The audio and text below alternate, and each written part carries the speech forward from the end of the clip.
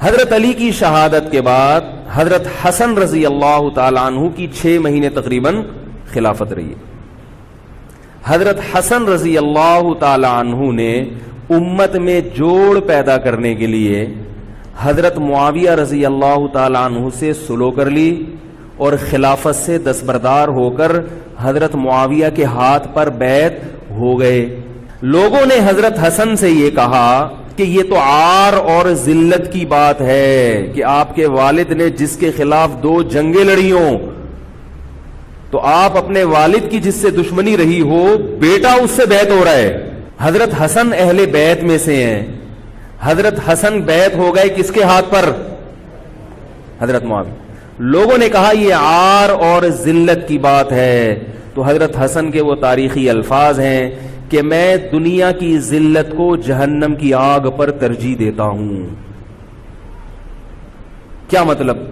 मैं मुसलमानों को आपस में लड़ता हुआ नहीं देख सकता,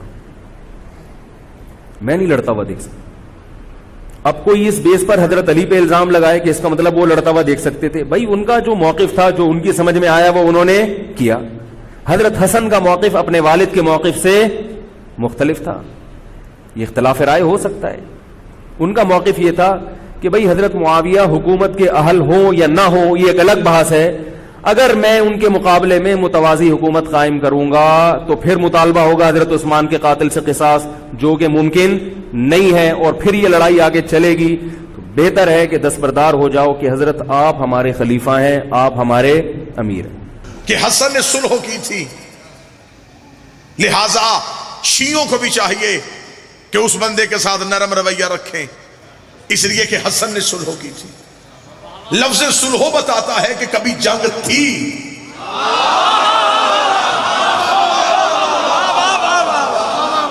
कभी दोस्ती में तो सुलह नहीं हुई। सुलह हमेशा दुश्मनी पे होती। सुलह हम बाद में देखेंगे, पहले तू इतना तो मान था कि दुश्मनी थी, तो इसी वजह से सुलह हुई। और जिसके दिल में लम्हे के लिए भी इनकी दुश्मनी आई हो, इसलिए मौला इमाम हसन अलैहिस्सलाम से इमाम हसन ने सुलह की नहीं, इमाम हुसैन इमाम हसन से सुलह की गई। जैसे हुसैन ने जंग की नहीं, इमाम हुसैन से जंग की गई। मौला इमाम हसन अलैहिस्सलाम को खुद हाकिम ने कागज और कलम भेजा कि शर्तें तू लिख, मान हम लेते। जब कागज कलम हसन के पास आई, हसन तो पहली जंग जीत गए। जो जाग रहा है उसका तो मैं जामा नहीं हूं। जो ही कागज कलम हसन के हाथ पे आया, हसन ने कागज कलम लेके नाना की कब्र की तरफ देखा। देख नाना, तेरा बेटा जंग जीत गया है। ये वही नहीं जिनसे तूने मांगा था और इनकार हुआ था, तूने कहा था। और आज देख कागज कलम मेरे दरवाजे पे आ गया। माशाअल्लाह। इमाम हसन अलैहिस्सलाम ने जो सुलह की पहली शर्त लिखी, लाहौर में मैं पहली शर्त पढ़ने लगा। ये शर्त नहीं थी, ये हसन के लड़ने का तरीका था। इमाम हसन ने तलवार नहीं उठाई, कलम के साथ जंग की। इतना गहरा जख्म दिया मलूकियत को कि आज तक मलूकियत हसन का दिया हुआ जख्म भर नहीं रही। क्या जख्म दिया? इमाम हसन ने पहली शर्त क्या लिखी?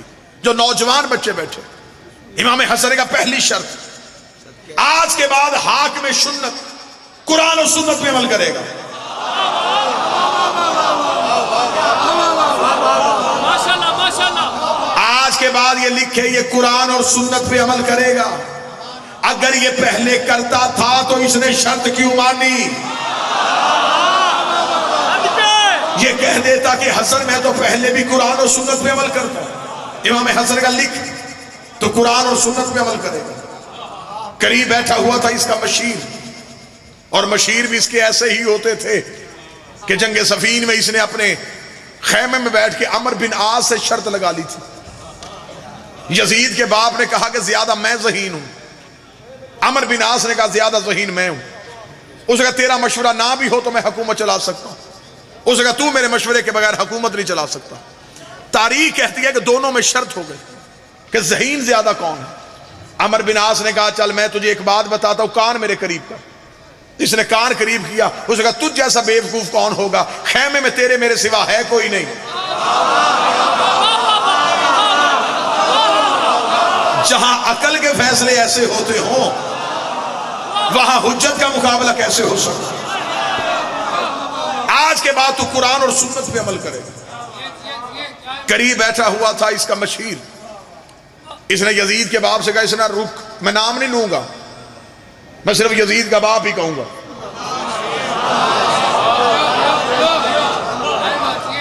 साइकिल चोर को भी पुलिस वाले पकड़ ले तो कान से पकड़ के पहला सवाल करते हैं, किसका बेटा है?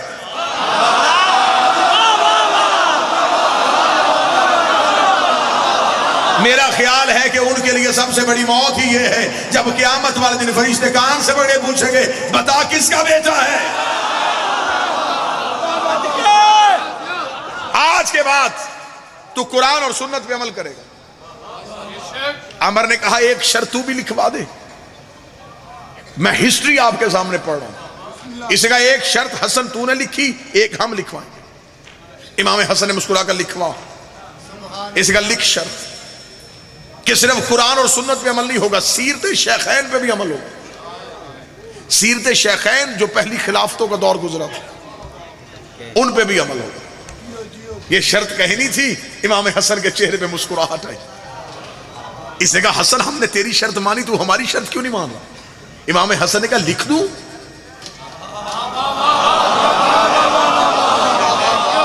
कितना बारीक जुमला आने लगा। मैं अभी समातों का इम्तिहान लूंगा।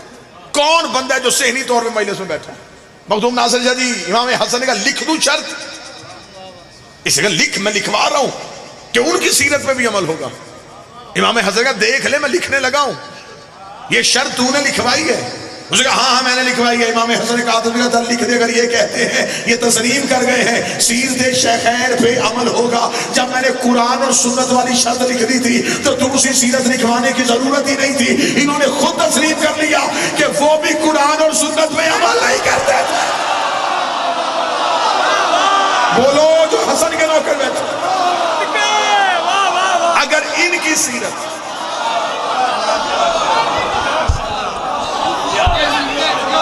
अगर उनकी सीरत कुरान और सुन्नत के मुताबिक थी तो अलहदा शर्त लिखवाने की जरूरत ही नहीं।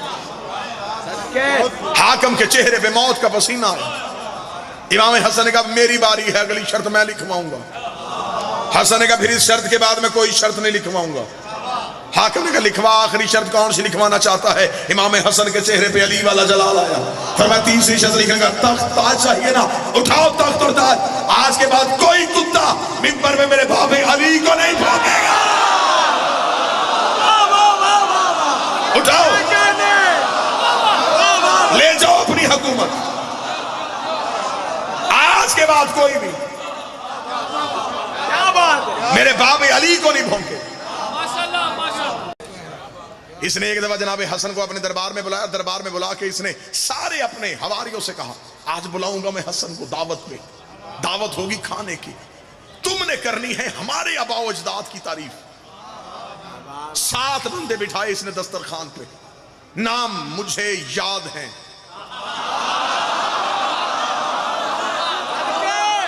ले इसलिए नहीं रहा कि वल्दियत कन्फर्म नहीं,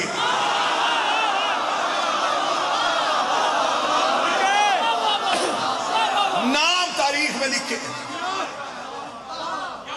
7 बंदे दस्तरखान में मिला के जनाब हसन को बुला लिया।